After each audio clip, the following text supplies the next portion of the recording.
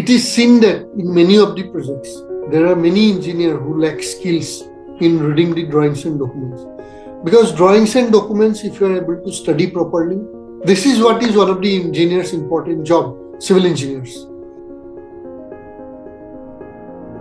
Hi guys, so this is Pankaj Das, your very own real estate engineering coach. So today I'll be going to talking to you about the 10 skills those are needed to build a successful career in civil engineering. First I'll list out the 10 methods, then I'll speak a little bit about it so that it is able to be understood in the right direction. So here we go. Number 1 is project scope to be defined.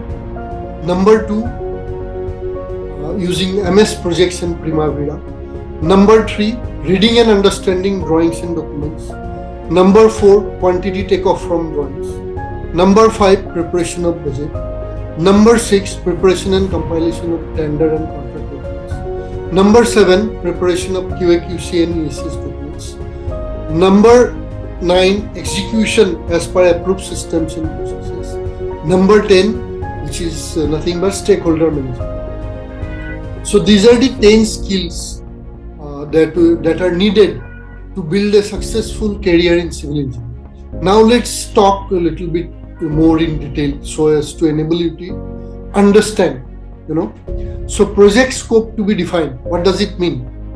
Project scope to be defined, means like a list of project goals to be set, deliverables, tasks, costs, deadlines.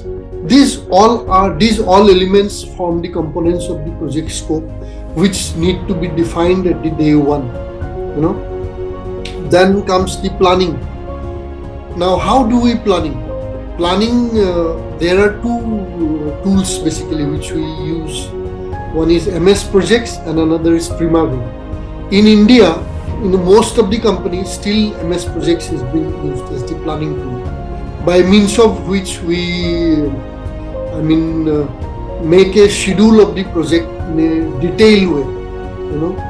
Every activity is broken down, and the resource allocation with the time allocation, so on and so forth, so that we are able to monitor. Basis this detailed planning exercise with the start date and the end date of the project, we will be able to monitor the execution, by which we attain our ultimate goal, which is project delivery, on-time project delivery. And Primavera is also another tool. It's a sophisticated tool. Primavera is one which gives you more accurate detail. It's a very advanced version of planning tool, mostly used in the developed countries. I have also used this in Middle East, but India, very few companies. I don't know, even 10 companies are using. Because it's not about making the planning using the sophisticated tool. It will give you so detailed information that if you are sticking to it, there are no ways you are going to fail the project delivery. So in India, since we are not able to feed those accurate data, that's what still we are with MS projects. But then nevertheless, MS projects also, if we are able to manage it properly, if we adhere to what has been planned in the day one, the resources allocation that has been put in the planning, by means of which the entire planning has been derived. So we'll be able to monitor the project and going forward achieve the completion of the project. So this is a plan. These are planning tools basically. Now, reading and understanding drawings and documents. It is very important for civil engineers working in projects to be able to read the architectural drawings, structural drawings, other utility drawings, because the drawings are the basis based on which a project is being executed. By the way, the architectural drawings are being prepared by the architects, and the structural drawings are prepared by structural engineers. Utility drawings such as mechanical, electrical services drawings But then these all are made in conjunction with each other. There has to be coordination. This is done at the design stage itself by the architects, the structural designers, and the services designers. So basically what I am talking about here is reading and understanding of drawings and documents. It is seen that in many of the projects, there are many engineers who lack skills in reading the drawings and documents. Because drawings and documents, if you are able to study properly, this is what is one of the engineers' important job, civil engineers. So you will be able to calculate the quantities. So you will be able to know what is what.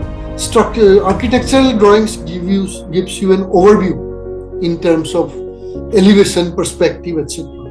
But then detailed construction happens based on the structural drawings. And there are, of course, other drawings going forward, interior design and all stuff like this. And documents. Documents means it is the tender document or contract document. That is the document, that is the book basis which the contract operates. It's a contract document between the developer and the contractor or the third party, basis which the developer monitors the progress of the project. So it is very important document. Quantity takeoff from drawings. Quantity takeoff from drawings means the tender document and the bill of quantities. It's basically for bill of quantities, quantity takeoff. So from the drawing itself, we are able to measure the different items.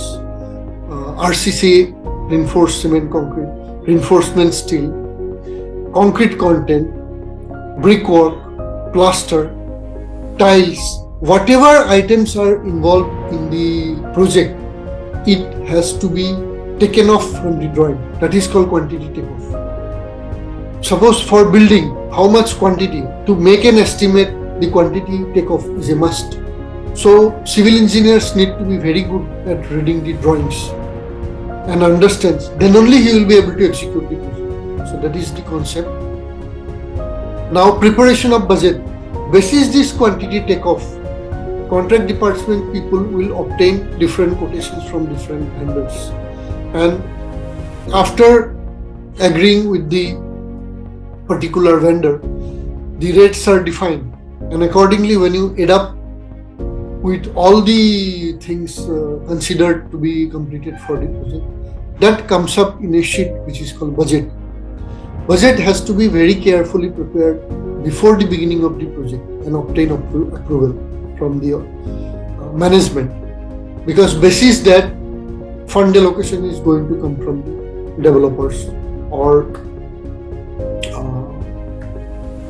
people who are involved in making the projects. So, which is a very important component. Preparation and completion of tender and contract documents.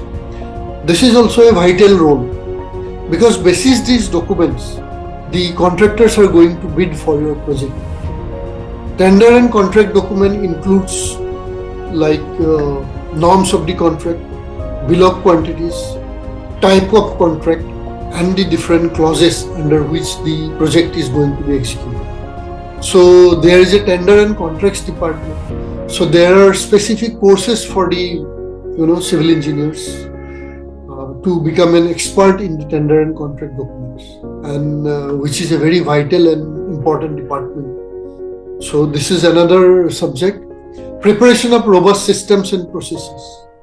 In any good company, any project can only be successful once you have robust systems and processes for running the company, for running the project. Without systems and processes, it's like some owner running a company, like owner-based company. In private limited company or limited company, in public sector company, if it is a big company, there has to be systems and processes. Many of the companies does have, but the system and processes, if you talk about, Tatas are the number one. Why Tatas are famous in terms of integrity and deliverables? It is a 150-year-old company. They are famous because of the systems and processes they follow. There are no one-man show or nothing. Whatever system and process guides, people or employee have to follow that. Of course, there are revisions also happening, but In short, to tell you, this is about systems and processes. Preparation of QA/QC and EHS documents. These are very important documents. QA/QC meaning, quality assurance and quality control, and EHS meaning engineering health and safety, which is very important component of the project. And we have subject matter experts from the civil engineer itself. It's a specialized course. So after civil engineering, they can go through either QA/QC courses or EHS courses. There are specific courses at different levels that will take you up the ladders, and subsequently you become an expert in that particular subject, domain expert. However, these two elements are very important. Execution of project as per systems and processes. Execution of project is very important. It is like operating somebody inside the operation room. So execution engineers will have to follow the drawings and documents and monitor what contractors or third parties are operating. Because the contractors or other stakeholders whom the developer appoints, because it's not one man's show, it's comprises of many companies will be working in a project. So they are being issued, there is an agreement between the developer and the third party or the stakeholders, basis which the work happens, and the engineers need to operate or supervise or monitor the works in the project. This is the agreement and the drawings and documents signed and stamped by the third party or the construction company, whatever. So it's a very vital role. Execution is the one who will start the project. It's a building of the project basically. That's what in engineering terms it's called execution. The people who builds the project, construction companies, and deliver the product, end of the day, completion of the project. Last but not the least is the stakeholder management. As I said, there are multiple parties involved in the project. So it is very important for the project manager or the project head to take everybody together and manage the project smoothly, because there are many issues coming up at different point in time in any project. So this has to be coordinated and solution has to be provided. So that's what is stakeholder management, which plays a vital role, because any mismatch, anybody not performing from within the team of stakeholder team, the project goes for a toss, and eventually it leads to delay, which nobody wants.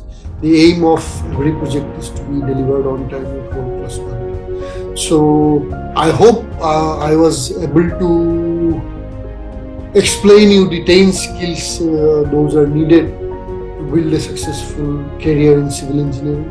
Thank you very much, and signing off for now. See you later.